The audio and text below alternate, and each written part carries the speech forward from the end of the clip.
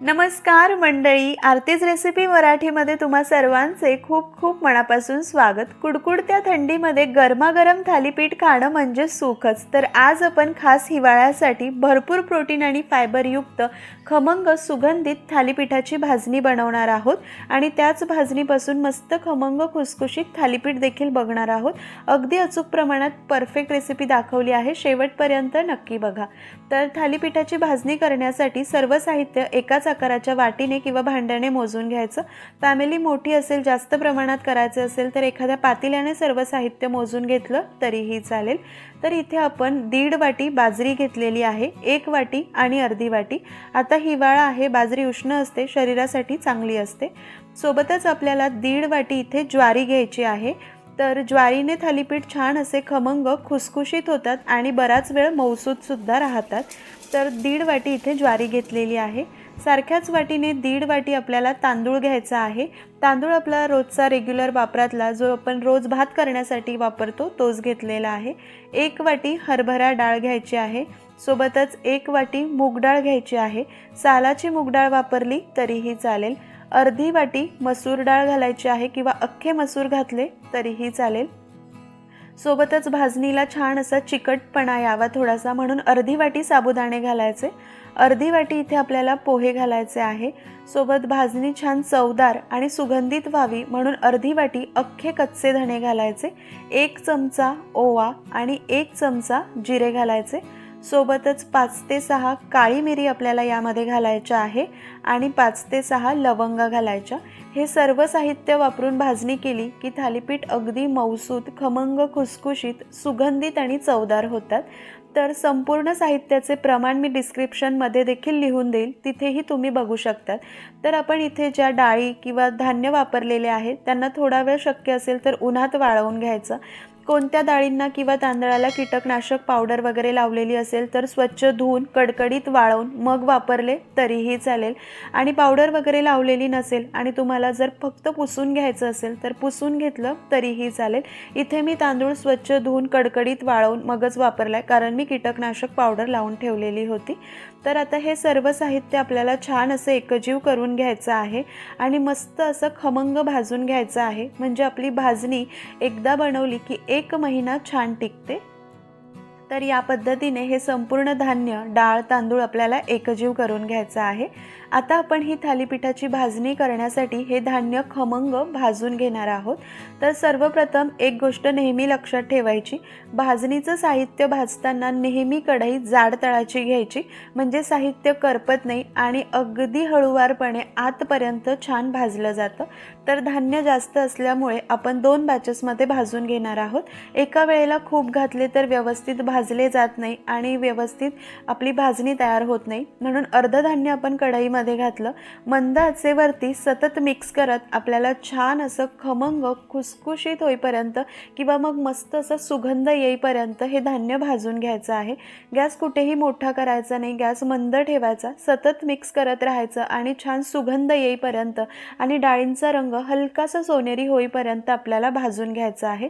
जितकी छान आपण भाजणी भाजून घेतो आपलं पीठ तितकंच छान तयार होतं। तर या पद्धतीने छान भाजून घेतलं। एक बॅच भाजण्यासाठी साधारण 7 ते 8 मिनिटं लागतात। गॅस कुठेही मोठा केला नव्हता, मस्त सुगंध यायला लागतो आणि डाळी हलक्याशा तांबूस दिसतात, तोपर्यंत भाजून काढून घ्यायचं।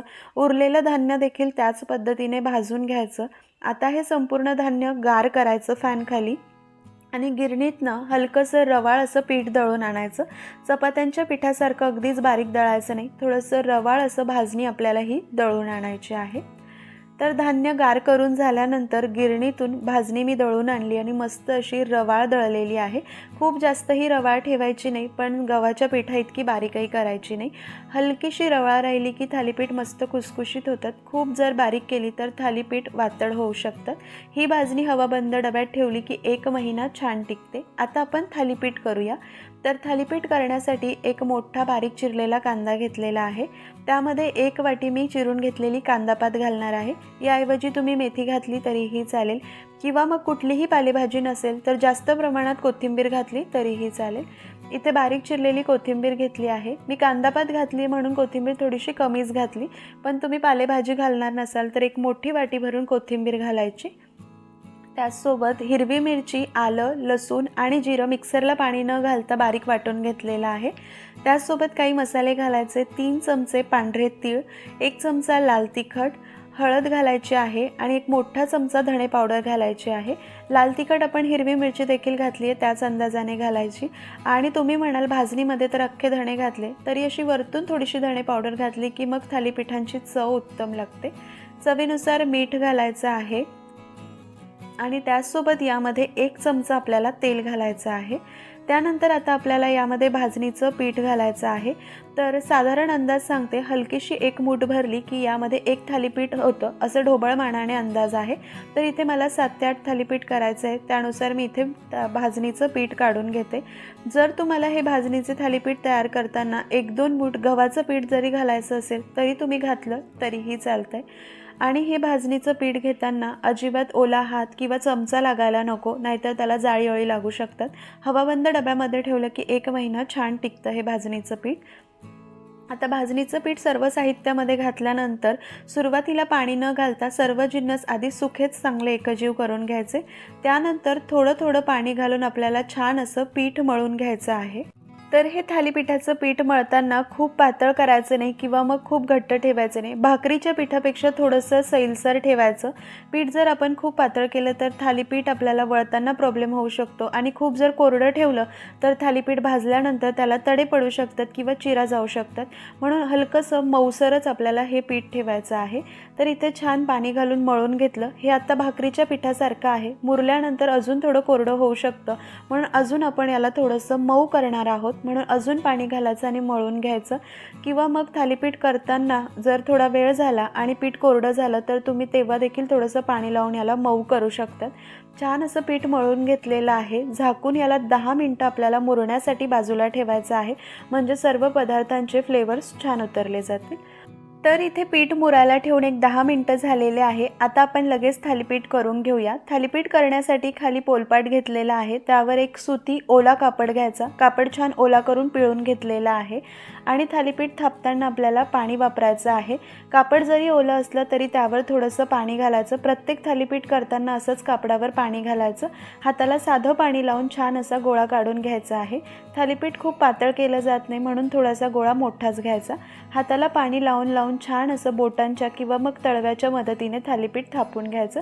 मला बोटांनी थालीपीठ थापायला जरा सोपं वाटतं, म्हणून मी छान असं बोटांच्या मदतीने थालीपीठ थापून घेणार आहे।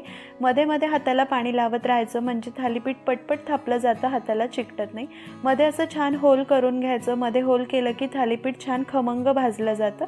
आता आपण थालीपीठ भाजण्यासाठी तवा छान गरम करून घेतलेला आहे, त्यावर तेल किंवा मग आवडीनुसार तूप लावलं तरीही चालतंय। त्यावर थालीपीठ घालायचं आणि मध्यम आचेवरती आपल्याला थालीपीठ भाजून घ्यायचं आहे। भाजत असताना तेल घालायचं, मध्ये जो होल केला त्यामध्येही तेल घालायचं, म्हणजे आतपर्यंत थालीपीठ छान भाजलं जातं। खालची बाजू हलकीशी भाजली गेली की उलटून दुसऱ्या बाजूनेही भाजायचं। असं उलटून पलटून दोन्ही बाजूंनी आपल्याला छान असं खरपूस थालीपीठ भाजून घ्यायचं आहे। मस्त थालीपीठ भाजून घेतलं। इथे काही थालीपीठ तयार करून घेतलेले आहे। छान असं मस्त दह्यासोबत, मिरचीच्या ठेच्यासोबत आणि शेंगदाण्याच्या चटणीसोबत हे थालीपीठ चवीला अप्रतिम लागतं। दही आणि ठेच्यासोबत थालीपीठ खाणं म्हणजे स्वर्ग सुखच। एकदा या पद्धतीने या हिवाळ्यामध्ये थालीपीठाची भाजणी आणि त्यापासून हे खमंग थालीपीठ नक्की बनवा।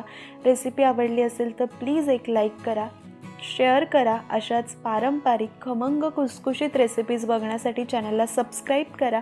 परत भेटते अशाच एक छानशा रेसिपीसोबत, तोपर्यंत नमस्कार।